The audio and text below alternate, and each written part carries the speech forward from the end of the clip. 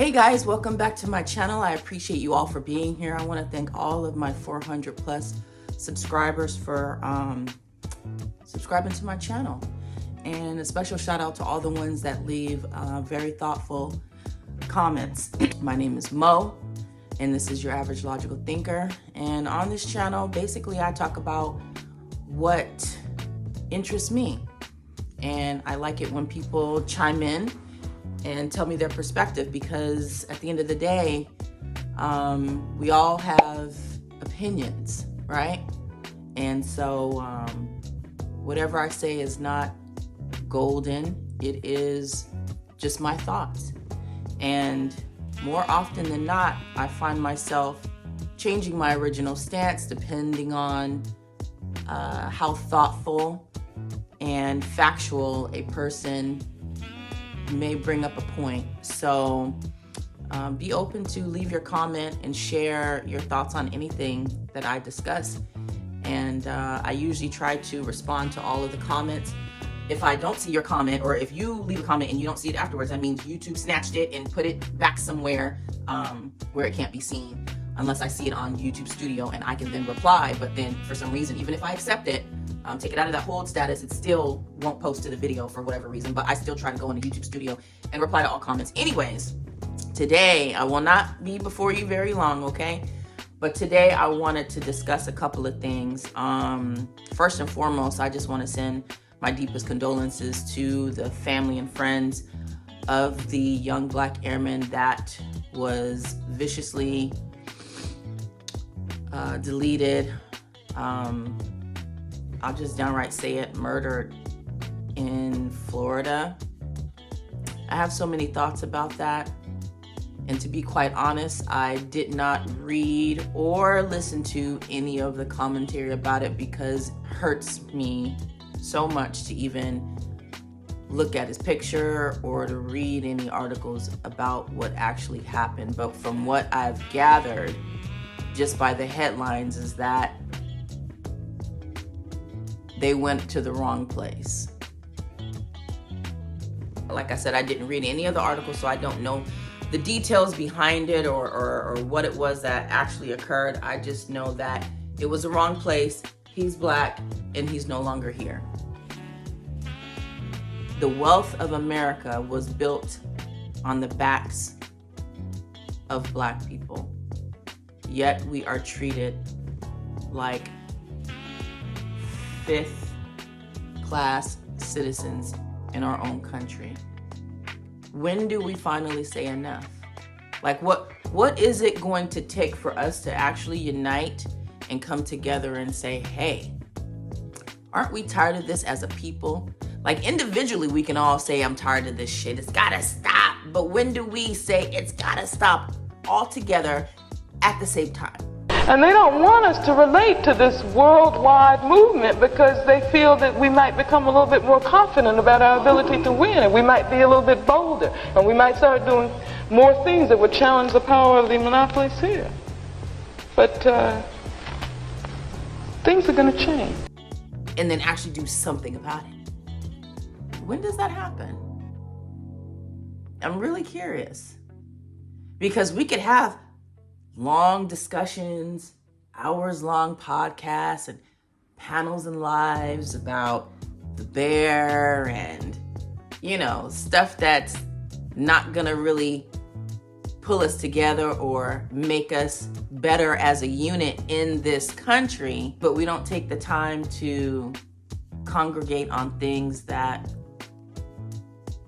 are gonna make us stronger and more powerful in a country that we helped to build. Instead of meeting online, having panels of us. But when do we take it offline and come together and have conversations and make plans? When does that happen? Something to think about, right? On the brink of Mother's Day, there was a video that came out with a mother having a discussion with her son in the kitchen.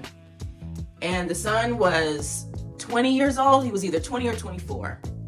and somewhere between 20 and 24. And his father hadn't been part of his life throughout his childhood, but now that he's older and he has his own child, he wants to develop a bond with his father. And his mother is very adamant about it. This mom is actually so adamant about it that she's willing to disown her own son if he chooses to have a relationship with his father. Talking about this now, you bring this up every other day. I haven't seen my daddy in 2 years, and now I want to have a relationship with him. And you got such a big problem with me knowing my father. Why do you want to know him so bad? Again, I didn't see him in 20 years. I want to have that child and father bond. 20 more years won't hurt. You don't need to know him. He ain't do nothing for you. I do everything for you. For grandma don't got everything. She's not And Superman. as long as I'm living, I'm gonna keep you away from him. But at the same, what you mean by that? You and Julia. And that's why you get in a relationship with him now. And that's why I'm gonna put you out. And you gonna put your own son out. So if you wanna get to know me, that's fine. Oh, that's a great mother. A mother that want to disown her child. A mother that's been doing everything for you. And I said thank you, and that's why I'm still here. Okay. And that's why I'm So still. our But bond is why is that such a big deal when I want to know my father? I want to have him in my life. You'll understand later in life. I'll understand later in life. You don't need to get to know him. No, that's not good. All right. And I'm not. And Mama, I ain't you tripping, and you big tripping for that moment. Well, if you want to get to know him, go ahead. I just want to get to know. Right off the bat, we know that this is wrong. You shouldn't disown your child for wanting to have a relationship with his father, right? But on the other hand, if you are a mother and you've been raising this child all alone by yourself with no help from the person that helped you create that person, you're going to have some sort of disdain in your heart for this person.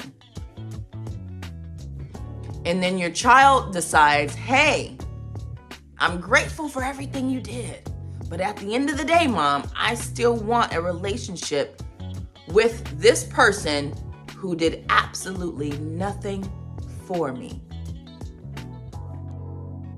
I just want you guys to put yourself in the shoes of the mother. I'm not condoning her behavior, but I 1000% understand. I watched a video one day where they talked about the term limerence. You guys should look it up, because I think this is the case when oftentimes the parent is nowhere to be found, but that child still longs for that connection, because it's natural, right? God put man and woman on this planet to commingle and bring forth life.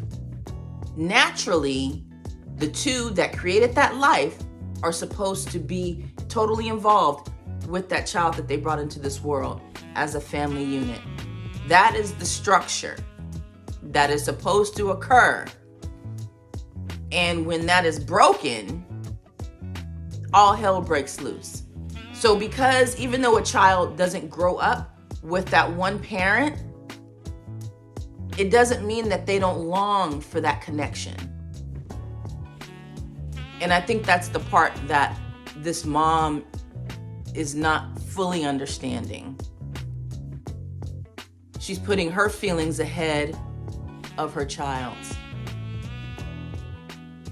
And I think for so long, she sacrificed her own feelings for the betterment of her child, bringing him up into this world by staying around, by raising him, by helping him to become a productive member of society, and eventually having his own child and him being a part of his child's life.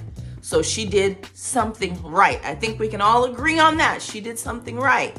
She's done putting all of her wants and needs aside. She's letting him know, hey, I sacrificed for you. Now you're gonna do this bid with me. And I totally understand her. I'll be honest and say that I'm currently going through something similar to that. And sometimes my pride and my ego gets the best of me when my son still longs for that other half. I'm not enough. I've been here. How dare you? You know, I would never say that to him. And I've never bashed his father, ever. I understand where this mom is coming from. I totally understand. Is she right? Absolutely not. I think everybody can see that she's not right. If her son decides to create a relationship or establish a relationship with his father after his father wasn't there during all the hard times, and then when things are easy and he's an adult and he doesn't need to rely on you anymore, father comes around, I think a couple of things are going to happen. I think the son will realize, you know, the character behind the father. I think he will realize that the father may not, that the grass may not be as green on the other side. I think that happens quite often, unfortunately. And then I think eventually the mom will come back around. She may just be in her feelings right now, but you can't just let go of your children like that. You're gonna miss them. You're gonna long and yearn for that relationship. And if she wants a relationship with her grandchild, she'll definitely come back around. So, you know, this is just one of those things. This is all part of life, part of relationships and dynamics. And this is where grace should be utilized the most, you know, having patience and kindness and understanding when dealing with people that you love and people that you don't love.